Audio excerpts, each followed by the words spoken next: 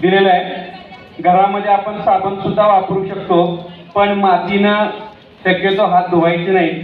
त्याला साबण, liquid hand wash, राख चालू शकते। हा थांबा, तुम्हाला जशी कृती सांगतील सर त्या पद्धतीने कृती करायची आहे। बघा विद्यार्थी मित्रांनो, आपण हात धुत असतो पण आपल्याला हात धुवायची पद्धत माहीत नाही। आपले नख किंवा अंगठा असेल, आपल्या दोन बोटांमधील जो भाग आहे तो कसा धुवायचा, मनगट कसं धुवायचं, आपण फक्त बोटं धुतो पण आपला पूर्ण हात धुणं गरजेचं आहे। यासाठी काही कृती आहेत त्या करायच्या। याच्यामध्ये आपली नख स्वच्छ करायची असतील तर पहिल्यांदा साबण आपल्या हाताला व्यवस्थित लावून घ्या। आपल्याला नख स्वच्छ करायचे तर आपण तळ हातावर चोळायचे, असे चुनुमुनो म्हणतो आपण, आहे की नाही। पुन्हा दुसऱ्या चुनुमुनो, आहे की नाही। दोन मित्र आहेत म्हटल्यानंतर स्वच्छ नख होतात, दोन मित्र आहेत म्हटल्यानंतर भांडणं होतात, एकमेकांना मारामारी अशी होते, आहे की नाही। त्यानंतर आपल्याला आपले मनगट धुणं स्वच्छ करणं गरजेचं असतं। यासाठी आपण बांगड्या म्हणतो, बरोबर आहे ना। इथला हा भाग स्वच्छ करायचा, बांगड्यांच्या इथला भाग स्वच्छ करायचा, बरोबर। अंगठा आहे तो अंगठा व्यवस्थित या पद्धतीनं स्वच्छ करायचा, बरोबर आहे ना।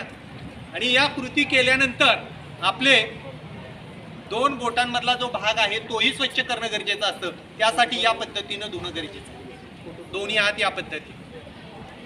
या पद्धतीनं कृती केल्यानंतर आपला पूर्ण हात स्वच्छ होणार आहे। आणि हे कृती केल्यानंतर हा साबण आपल्याला पूर्णतः आपल्या हाताचा घालवायचा आहे।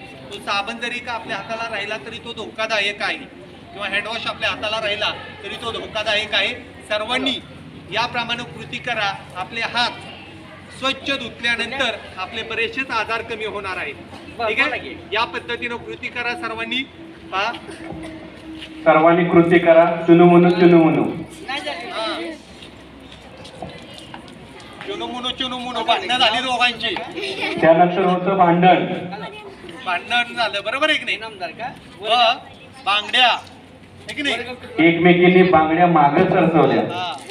पुन्हा मग अंगठा स्वच्छ धुवायचा आहे। रेल्वे या पद्धतीनं आपणाला फेस चांगल्या प्रकारे झाला पाहिजे, या पद्धतीनं हात स्वच्छ धुवायचा। त्याचबरोबर दोन्ही बोटांमधला भाग जो आहे तो स्वच्छ धुवायचा। या पद्धतीनं आपले हात चांगले स्वच्छ होतील। आता पाण्यानं स्वच्छ धुवायचे,